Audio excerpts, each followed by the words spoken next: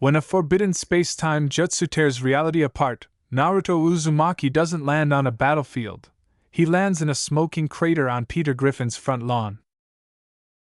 In a world where chakra doesn't exist, ninja is just a fancy word for pajamas, and a bowl of real ramen is harder to find than a tailed beast. Naruto must navigate the surreal chaos of Quahog. While Stewie Griffin plots to harness Naruto's nuclear energy signature for his own dimensional machine, and Brian tries to talk the young shinobi through a midlife crisis at the age of 17, Naruto realizes the terrifying truth. He might be the strongest person in this world, but he's the only one who isn't insane. It's a race against time to fix reality before Naruto loses his mind, Peter loses his house, and the Hidden Leaf Village loses its only hope, all while trying to explain to the local police why a teenager in bright orange just blew up a garden gnome with his mind.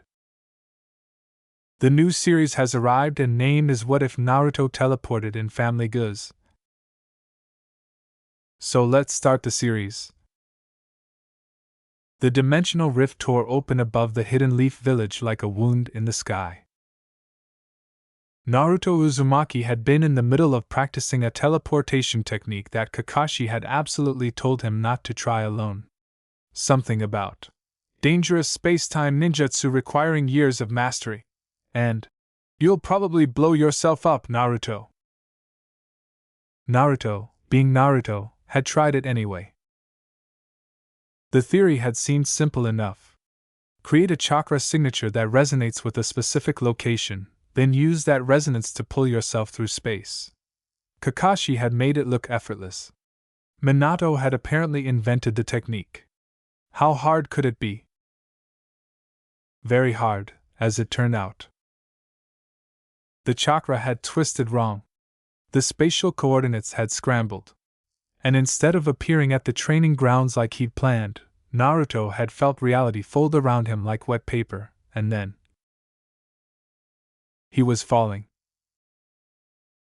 Not falling like when you trip. Not falling like when Sakura punches you into a crater. This was falling through everything. Through colors that didn't exist. Through sounds that made no sense. Through a space that felt like it was made of static and old television signals. Naruto had been through a lot. He'd fought gods. He'd befriended demons. He'd watched people die and come back to life. But this, whatever this was, felt different. The air tasted like metal and cheap beer. And then the ground came up to meet him. Peter Griffin was having a perfectly normal Tuesday afternoon. He was standing on his front lawn, holding a garden hose, trying to figure out why the sprinkler system wasn't working. This was important work. Important, manly work that involved water and outside things and definitely wasn't just an excuse to avoid helping Lois with the grocery shopping. "All right, you stupid water spraying thing," Peter muttered, shaking the hose nozzle. "You're going to spray water whether you like it or not. I'm the boss here. I'm the king of lawn maintenance. Something hit him in the back of the head. Peter went down face first into the grass. "Ow! What the?" He rolled over, rubbing his skull, and found himself staring at a person. A teenage boy in the most ridiculous outfit Peter had ever seen. Bright orange jacket with blue shoulders. Matching orange pants. Sandals.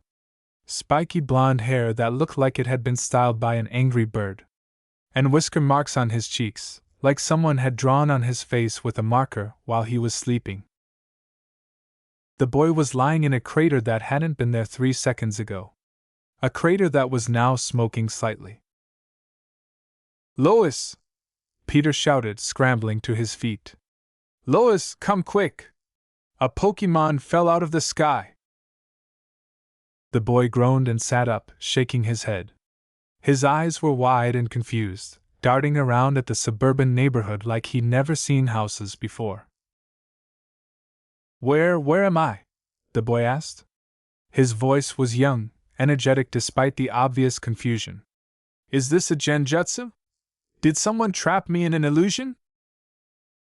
A what jutsu? Peter leaned closer, squinting. Are you a Pikachu? You don't look like a Pikachu. You look like a really angry tangerine. The boy stared at him. Then, very deliberately, he made a hand sign. Kai! Nothing happened. The boy frowned.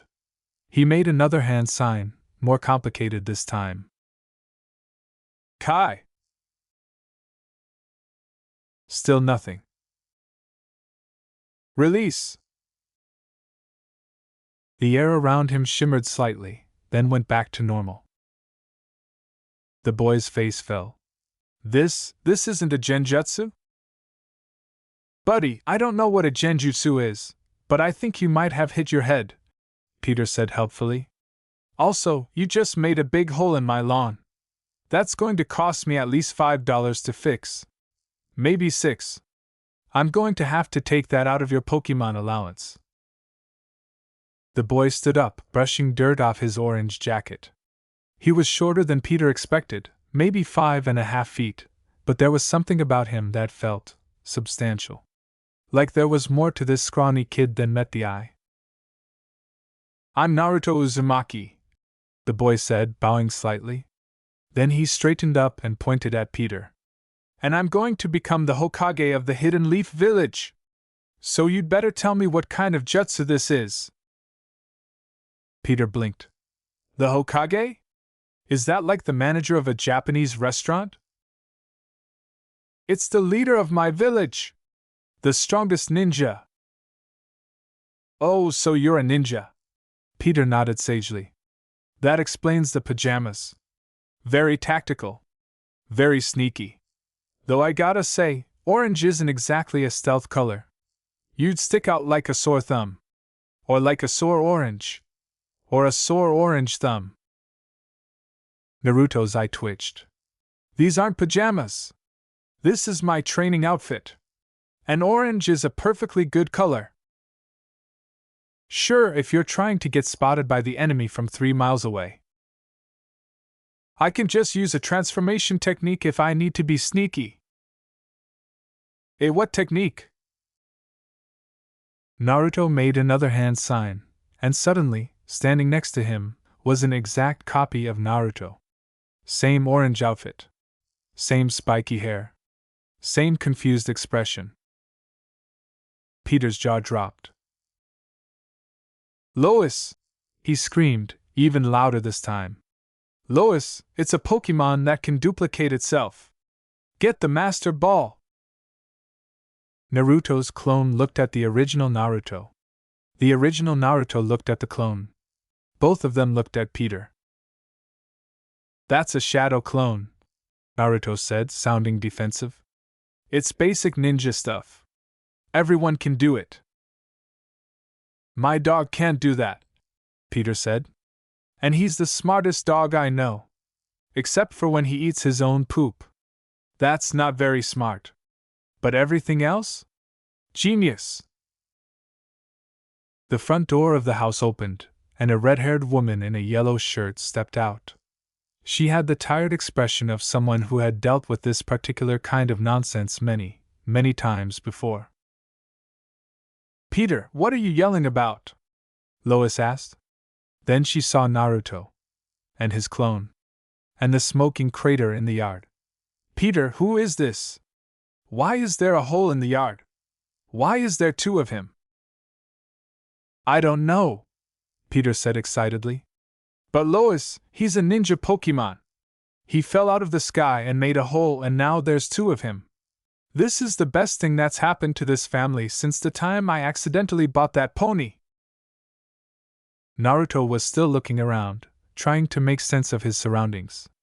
The houses were weird. The cars were weird.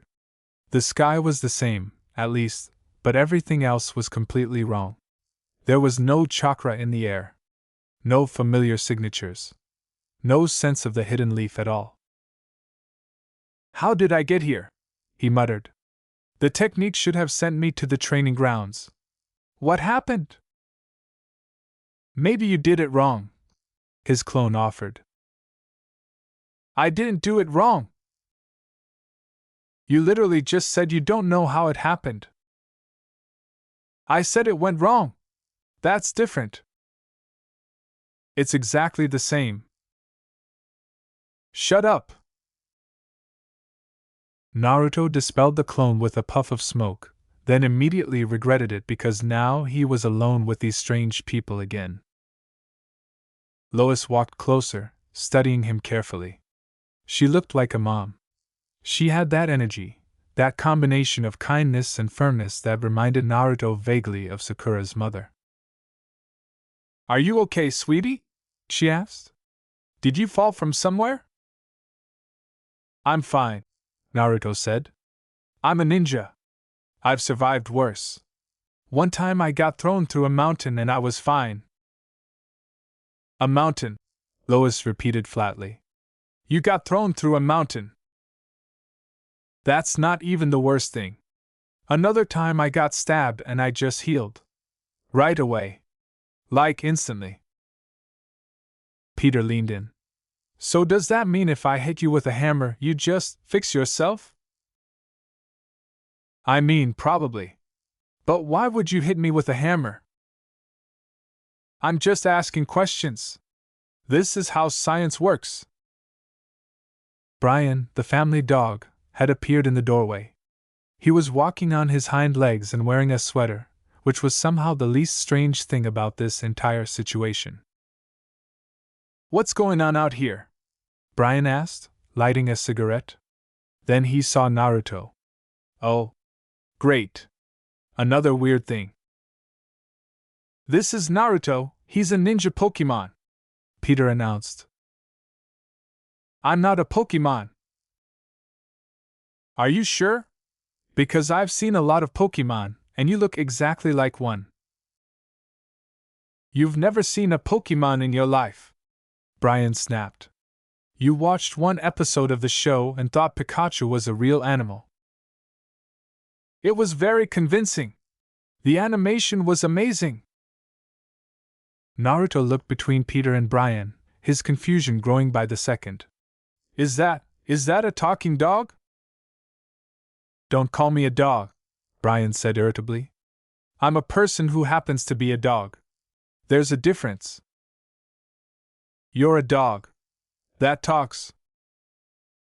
Yes, and you're a ninja that fell out of the sky. We all have our things. Stewie appeared next, waddling out the front door with the imperious air of a tiny British dictator. He was wearing a sweater vest and holding what appeared to be a ray gun. What's all this commotion then? Stewie demanded. I was in the middle of perfecting my mind control formula, and I require complete silence. It's very delicate work. One wrong measurement and instead of mind control, we get spontaneous tap dancing. Naruto, this is Stewie, Peter said. He's my son. He's kind of a genius but also kind of a dictator. We're working on it. Stewie studied Naruto with unnerving intensity. His eyes narrowed, and the ray gun lowered slightly. Interesting, Stewie murmured. Very interesting. I'm reading some sort of energy signature. Massive amounts of it. Peter, did you build something in the yard again? I built a go-kart once. That was a bathtub on wheels, and you set it on fire. It was a great go-kart. Stewie ignored his father and walked right up to Naruto, circling him like a shark. You! Blondie! What are you? I'm Naruto Uzumaki, Naruto said, starting to get annoyed. I'm a ninja from the Hidden Leaf Village. And I'm going to be the Hokage someday. Stewie's eyes lit up. A ninja? Fascinating. Your energy signature is off the charts. I've never seen anything like it. It's like you're a walking nuclear reactor wearing a really terrible outfit. It's not terrible. Yes, well, we can agree to disagree on that. But the energy. Stewie's expression shifted from curiosity to calculation. How did you get here? What brought you to this dimension? Naruto opened his mouth to answer, then stopped. What do you mean, this dimension? Exactly what I said, you imbecile. This isn't your world, is it? I can tell. There's no chakra saturation in the atmosphere. No ambient energy field. You're a fish out of water, quite literally. A very impressive fish with enormous power, but out of water nonetheless. Naruto felt his stomach drop. You mean, I'm not in the hidden leaf? I'm not even in the land of fire? You're not even in the same reality, you absolute muffin, Stewie said cheerfully. Welcome to Quahog, Rhode Island. Population, approximately 50,000 idiots, not including my family, who account for at least half of that number. Naruto sat down heavily on the grass. His legs felt weak. This was worse than he'd thought. Much worse. I just wanted to learn a teleportation technique, he said quietly. Kakashi said I wasn't ready. I should have listened to Kakashi. Why do I never listen to Kakashi? Because you're an impulsive moron? His clone's voice echoed in his memory. He really needed to stop making his clones so accurate. Lois knelt down next to him, her expression softening. It's okay, sweetie. We'll figure out how to get you home. Have you eaten anything? You look hungry. Naruto perked up slightly. Do you have ramen? Ramen? Real ramen. The good kind? With pork and egg and seaweed and… We have instant noodles, Lois said. The cup kind. Is that close enough? Naruto stared at her in horror. Instant noodles? You want me to eat instant noodles? That's not real food. That's what you eat when you're poor and desperate. We're not poor, Peter said defensively. We're comfortably middle class. There's a difference. Peter, we're barely middle class, Brian said. The mortgage is 3 months behind. That's why we're comfortably middle class. Comfortably behind. Naruto stood up, brushing off his pants. Okay, I need to figure this out. I need to find a way back home. There has to be someone here who can help me. Help you? Brian asked. Help you how? We don't even know where you came from, let alone how to get you back there. There has to be someone, Naruto insisted. There's always someone. In my world, there are people who can travel between dimensions. The Otsutsuki could do it.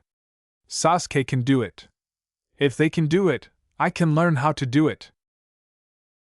Stewie's ears perked up. The Otsutsuki? Tell me more about these Otsutsuki. They're aliens, technically. They travel between worlds and… Aliens? Peter's eyes went wide. Did you say aliens? Like little green men? Like the ones who abducted me that one time? Peter, nobody abducted you, Lois said. You were drunk and fell asleep in the dumpster behind the movie theater. That's what they want you to think. Naruto was still processing everything. The talking dog. The baby with a ray gun. The man who thought he was a Pokemon. This place was insane. This was definitely a genjutsu. It had to be. No real world could be this ridiculous. Okay, I'm going to try something, Naruto announced. He closed his eyes and concentrated. If this was a genjutsu, he could break it with enough chakra. He'd done it before. He'd broken out of some of the strongest illusions in existence. A simple world illusion like this should be easy. He gathered his chakra, feeling the familiar warmth building in his core. Then he pushed it outward, a wave of energy designed to shatter any illusion it touched. Nothing happened. The house was still there. The weird family was still there. The talking dog was still smoking a cigarette. Naruto tried again. Harder this time. He poured more chakra into the dispelling technique, enough to break most S-rank illusions. The grass around his feet turned brown and died. Peter's garden gnome exploded. Stewie blinked. Well, that was unexpected. Was that supposed to happen?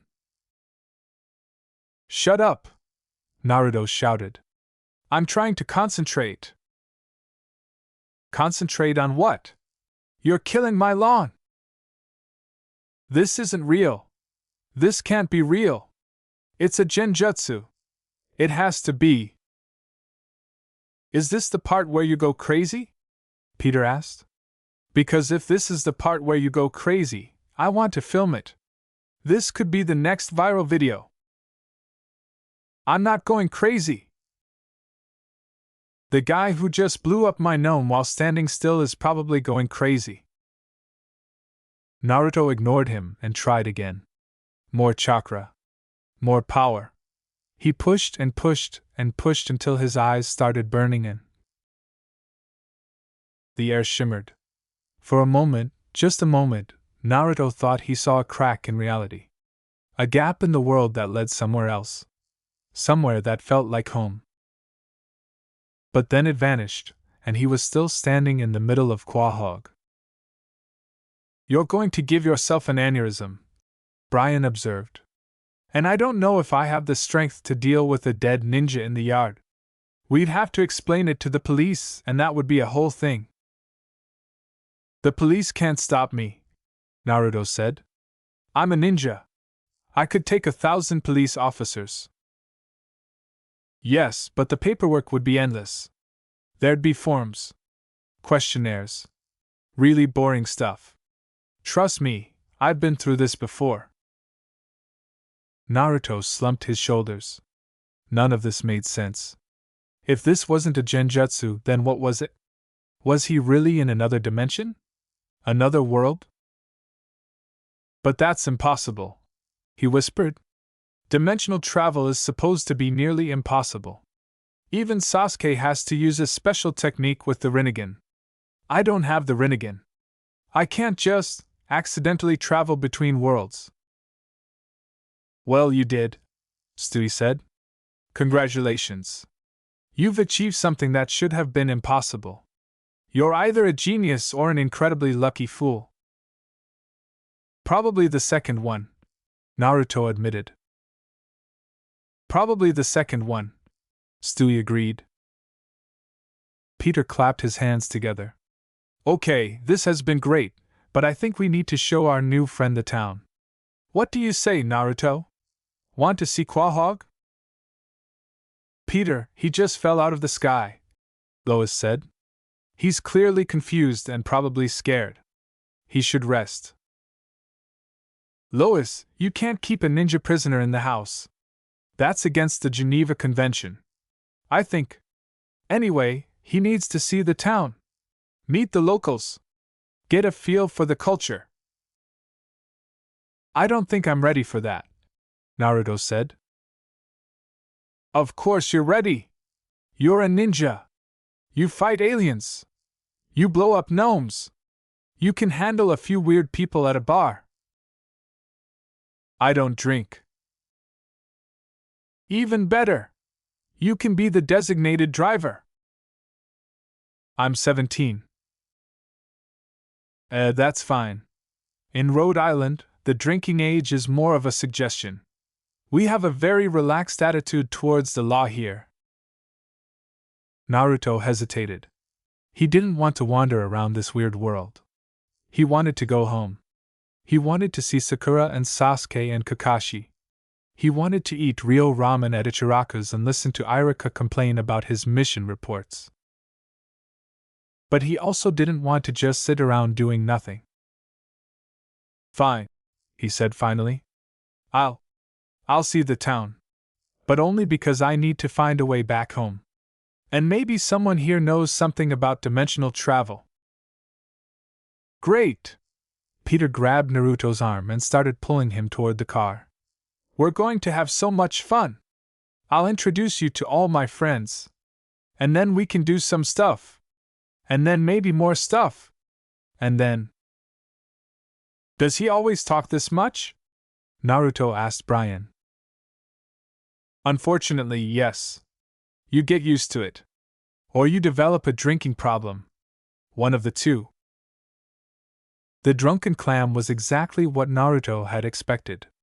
Which was to say, it was a bar. A dark, dingy bar with sticky floors and the faint smell of spilled beer. There was a television mounted on the wall, showing something about football, and a group of older men sitting at the bar. "Welcome to my second home," Peter announced, throwing his arms wide. "This is where I come to think. And drink. And sometimes think about drinking." "I thought you said you came here to meet friends," Naruto said. "I do. They're right over there." Peter led Naruto over to a table where 3 men were sitting. One was in a wheelchair, with broad shoulders and a military bearing. Another was thin and balding, wearing a surgical mask and scrubs.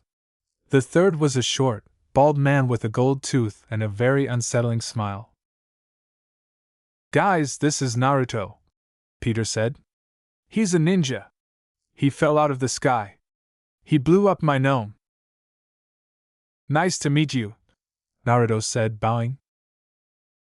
The man in the wheelchair, Joe, as Peter called him, raised an eyebrow. "A ninja? For real?" "Yeah, I'm a ninja from the Hidden Leaf Village. I'm training to become the Hokage." "The Hokage," Joe repeated. "Is that like the leader of a ninja organization?" "Exactly. It's the highest rank you can achieve in my village. I've been working towards it since I was a kid." "Working towards it at 17? That's impressive. Most people your age are just figuring out what they want to do with their lives." "I know what I want. I want to protect my village. Protect the people I care about. That's what being Hokage means." "He can also clone himself," Peter added. "And he's got some kind of energy thing. Blows stuff up. Very impressive." "A clone technique?" Joe leaned forward with interest. "Is that legal?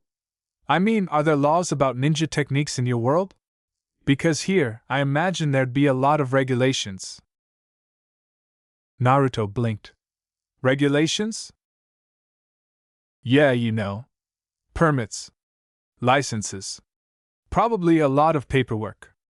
If you're going to be creating clones, you need to make sure you're doing it legally. Otherwise, you could be charged with, I don't know, identity fraud? Public nuisance?"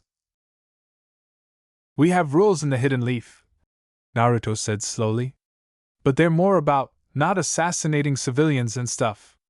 And even that can be sort of flexible." "Flexible assassination rules," Joe said. That's not very reassuring." "Hey, he's a ninja," Peter said. "Assassination is what they do. It's their thing." "It's not my thing," Naruto protested.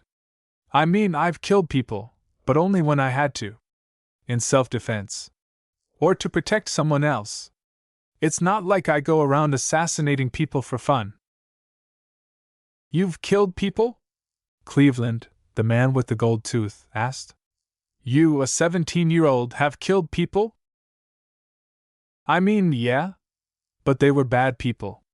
Really bad. Like, wanted to destroy the world bad." "And how many bad people have you killed?" Quagmire asked, his grin widening. "Ballpark figure." "Quagmire, shut up," Brian said, walking up to the table. "He's a kid. Don't ask him about kill counts." "I'm just curious. You meet a real-life ninja, you gotta ask the important questions." Naruto was starting to feel overwhelmed.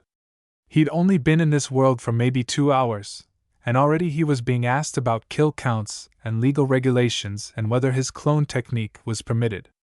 How did these people live like this? How did they function in such a chaotic, nonsensical world?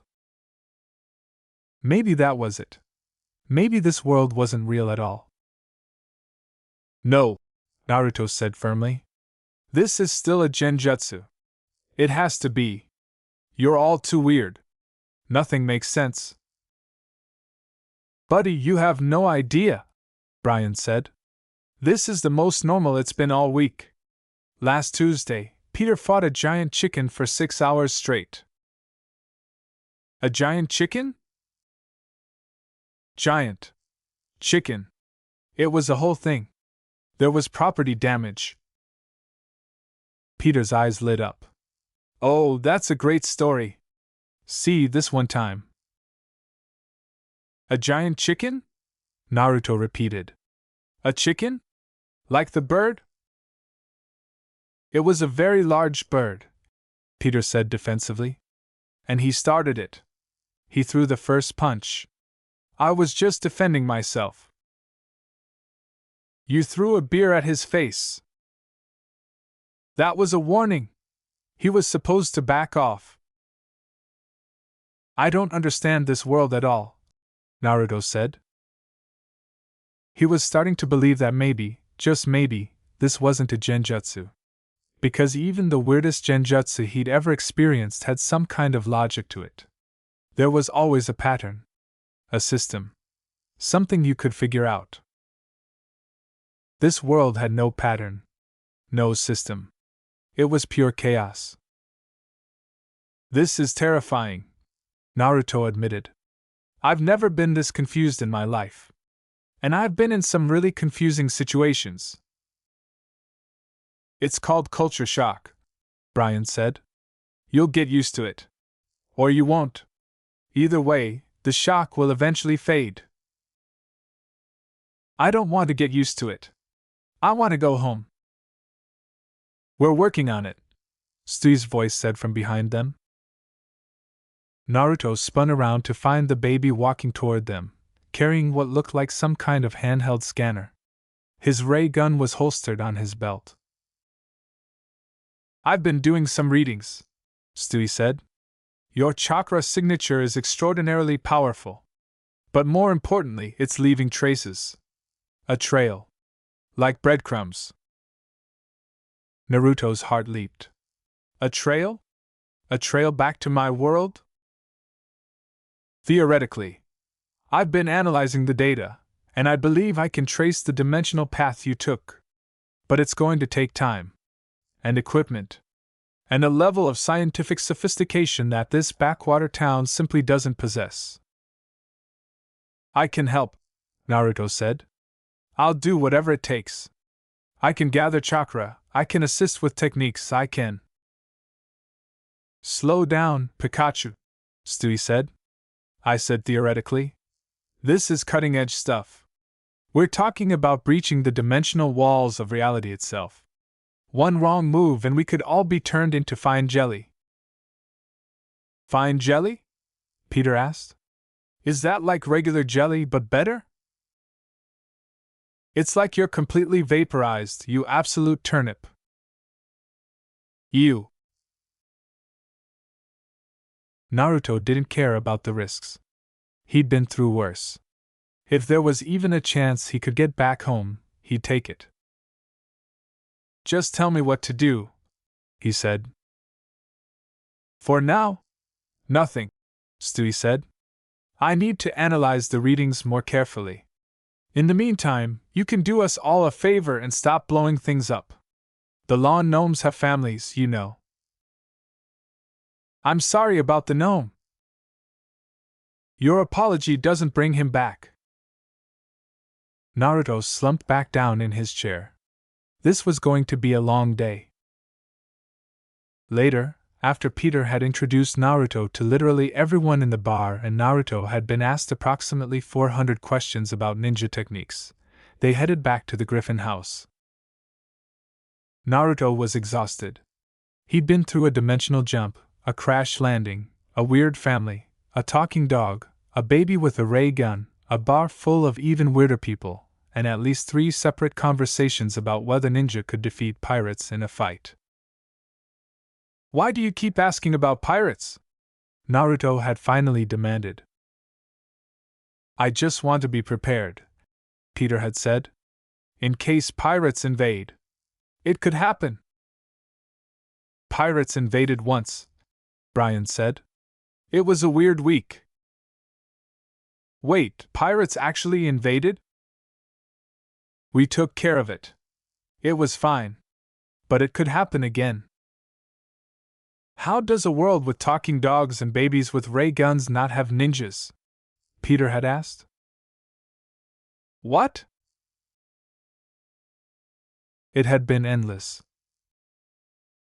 Now, sitting on the Griffin family's couch, Naruto finally allowed himself to think about the situation.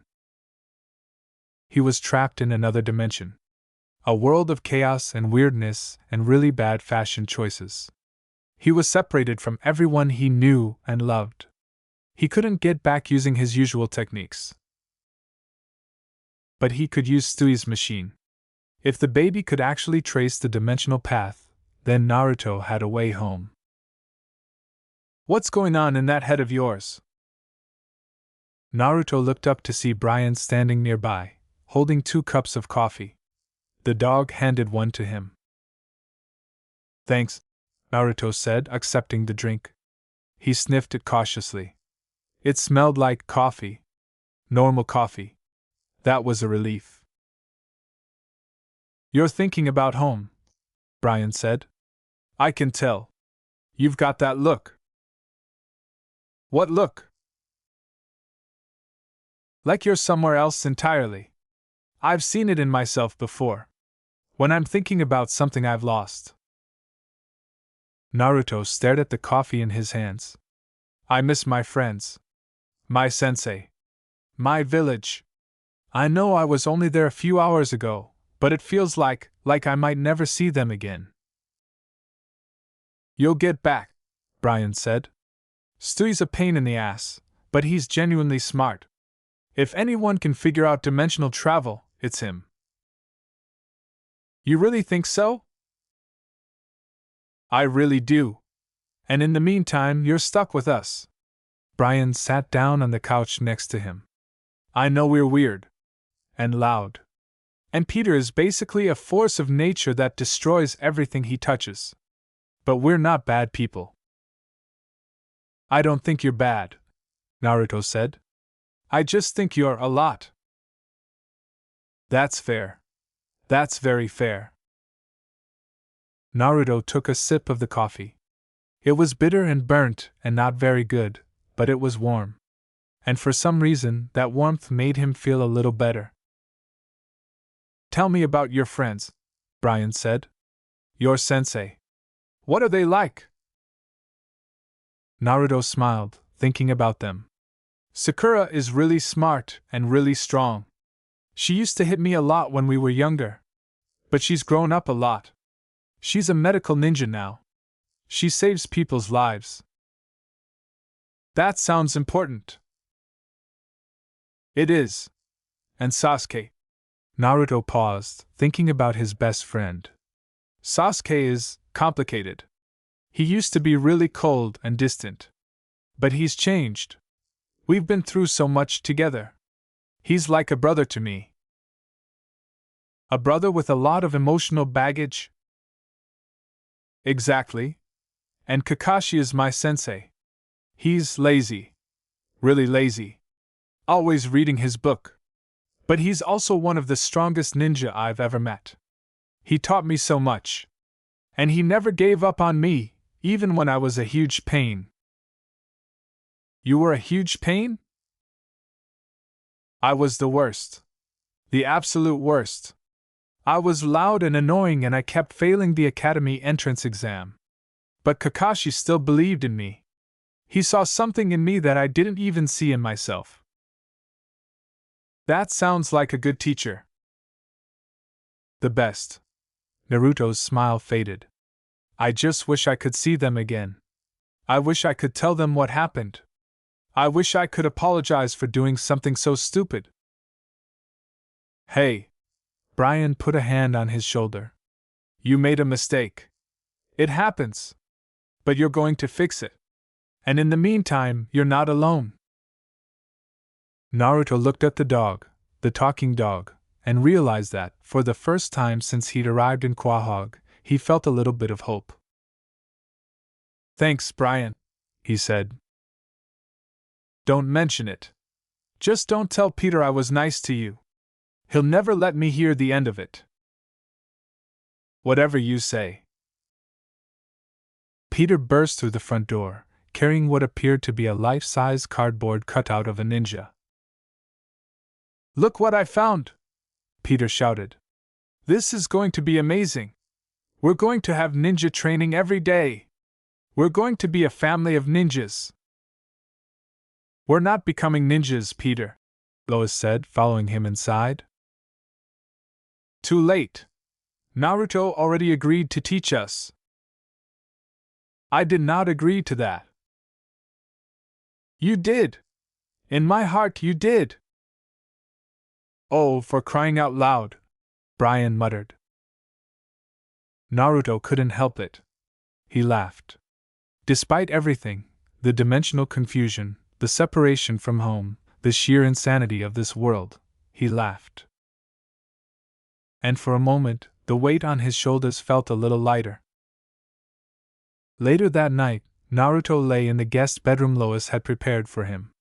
It was a small room with a bed and a dresser and a window that looked out onto the street. He stared at the ceiling, thinking about the hidden leaf. About Sakura and Sasuke. About Kakashi and Iruka. About ramen and training and missions. He'd get back to them. He had to. There was no other option. But until then, he was stuck in Quahog with the weirdest family he'd ever met. A family with a ridiculous father, a patient mother, a sarcastic dog, and a baby who might actually be a genius. "You're going to get through this," he whispered to himself. "You've gotten through worse." And with that thought in his head, Naruto finally closed his eyes and fell asleep. In another part of the house, Stewie was staring at his scanner, his eyes wide with excitement. "Incredible," he murmured. "Simply incredible. His chakra signature is unlike anything I've ever encountered. If I can harness just a fraction of it." He looked at his dimensional machine, sitting in the corner of his room. It was half finished, a tangled mess of wires and circuits and things that shouldn't exist in any sane universe. But with Naruto's help, it just might work. "Tomorrow," Stewie said to himself. "Tomorrow, we begin the real work." He chuckled, a low, villainous sound that echoed through the quiet house. Dimension travel. Who knew it would be so easy? End of Chapter 1. Next. The Ninja Who Fell into Quahog. Chapter 2, The Ramen Ultimatum. The screaming started at approximately 7:23 a.m. Naruto woke up with a jolt, his ninja instincts screaming at him that something was wrong. He was out of bed in an instant, a kunai in his hand, scanning the room for threats. But there was no threat. Just the sound of Peter's voice echoing through the house. "Lois! Where are my pants?" Naruto blinked, slowly lowering the kunai. Right. Quahog. Not the hidden leaf. Just a weird family in a weird world where apparently pants were a major concern at 7 in the morning. He dressed quickly, pulling on his orange jacket and pants. He'd slept in his sandals, because old habits died hard, and also because he genuinely didn't trust this place enough to take them off. When he made his way downstairs, he found the Griffin family in what appeared to be their natural state, chaos. Peter was running around in his underwear, looking for pants. Lois was trying to cook breakfast while simultaneously preventing Stewie from building something explosive at the kitchen table. Brian was sitting in a chair, nursing a cup of coffee with the expression of a man who had given up on life years ago. "Morning, Naruto," Brian said without looking up. "Sleep well?" "Define well," Naruto said. I had a dream that the Hokage monument was made of cheese and I had to fight a giant spoon. That sounds specific. Dreams are weird here. Everything is weird here. You're just figuring that out now. Naruto sat down at the kitchen table, watching Lois move around the kitchen with practiced efficiency. She was making pancakes. Actual pancakes. With syrup and butter and everything. I thought you said you didn't have real food, Naruto said. I said we didn't have ramen, Lois corrected. We have plenty of other food. I'm a good cook, actually. When I have time. Which is never, Peter said, finally finding his pants and pulling them on. Because she spends all her time telling me what I can't do. That's her real job.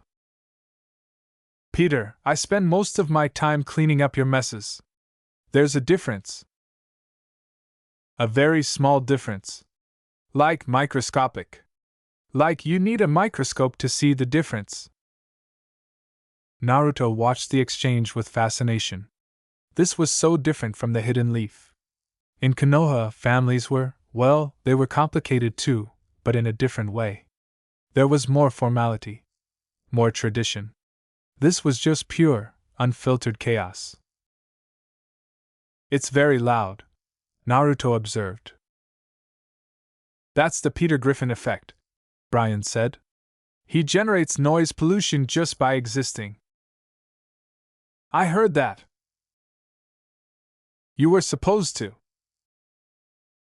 Stewie was ignoring the chaos, hunched over something at the table that looked suspiciously like a small machine. He was muttering to himself, making adjustments with tiny tools. What are you working on? Naruto asked, moving closer. The dimensional tracer, Stewie said without looking up. I've been refining it all night. The readings from your chakra are absolutely fascinating.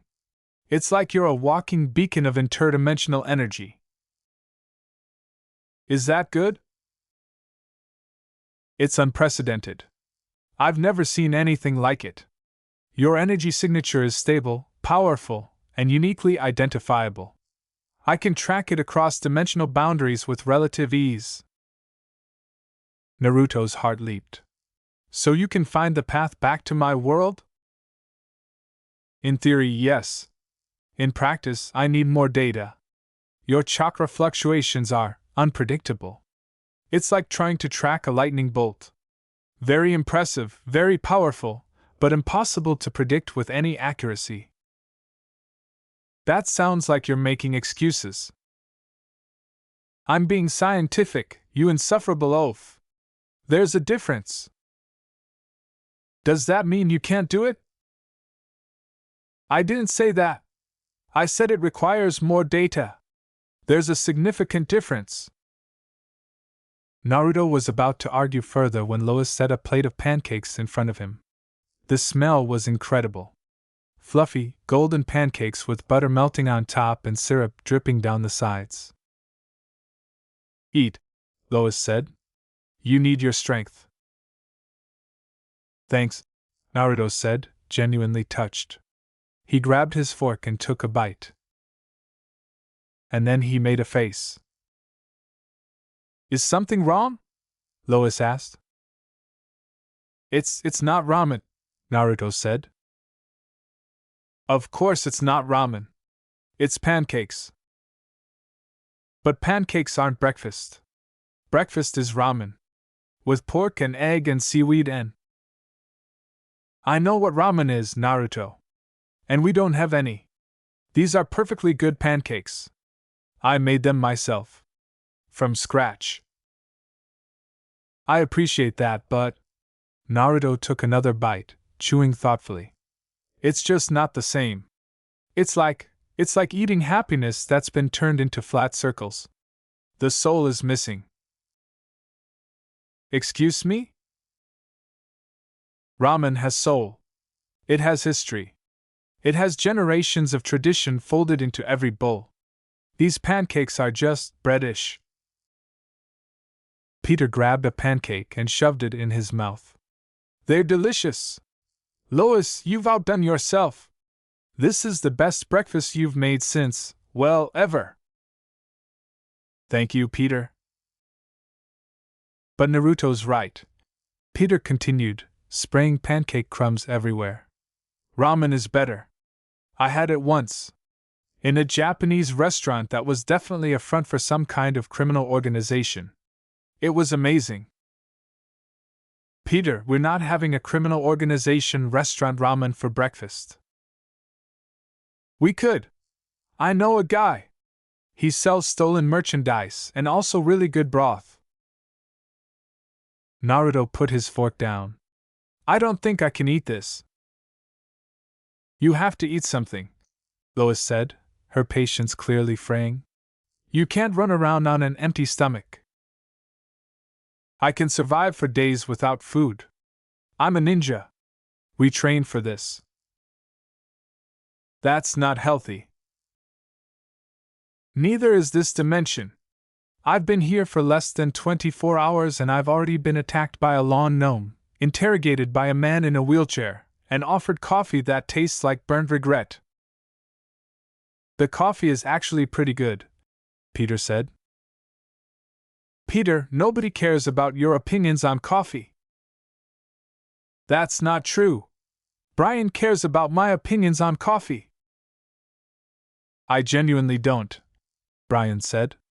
I actively try to forget everything you say about coffee. You're a terrible friend. I'm a dog, Peter. We're naturally terrible friends. It's in our nature. Naruto pushed his plate away. I need ramen. Real ramen. Not instant noodles, not cup noodles, not whatever this breakfast is supposed to be. I need the real thing. Where exactly do you expect to find ramen in Quahog? Brian asked. This isn't exactly a cultural melting pot. We have a diner, a pizza place, and a Chinese restaurant that's mostly just used by people too drunk to notice the food is terrible. There has to be somewhere. There's always a ramen place. Even in the weirdest villages, there's always someone who knows how to make good ramen. There's a place called the Noodle House on Main Street, Lois offered. I don't know if it's any good, but it's the only place I can think of. Naruto's eyes lit up. Then we're going there. Now? It's 8 in the morning. They probably aren't even open. Then we wait until they're open. I'm a patient man. I can wait. You literally just spent 5 minutes complaining about pancakes. That's different. Pancakes are an affront to breakfast. Ramen is a sacred tradition. A sacred tradition that you can wait for? Stewie asked, looking up from his machine. You're pathetic. Utterly pathetic. You have the power to shatter dimensional walls and you can't survive one breakfast without your precious noodles. It's not about survival. It's about principle. What principle? That you're a toddler who only eats one thing? Yes. That's exactly the principle. Thank you for understanding. Stewie shook his head and went back to his work. You're impossible. Absolutely impossible. Naruto didn't care. He was going to find ramen if it was the last thing he did. This dimension had taken everything else from him, his home, his friends, his purpose. It wasn't going to take his ramen too. I'm going, Naruto announced, standing up. Does anyone want to come with me? I'll go, Peter volunteered. I want to see what happens when a ninja gets his ramen. This could be educational. You just want an excuse to not do anything productive, Brian said. Exactly. Education is a productive thing. I'm being productive. Fine, I'll come too, Brian said with a sigh. Someone has to make sure you don't accidentally start a war with the Chinese restaurant. Peter's coming, Brian's coming. Naruto counted on his fingers. What about Stewie?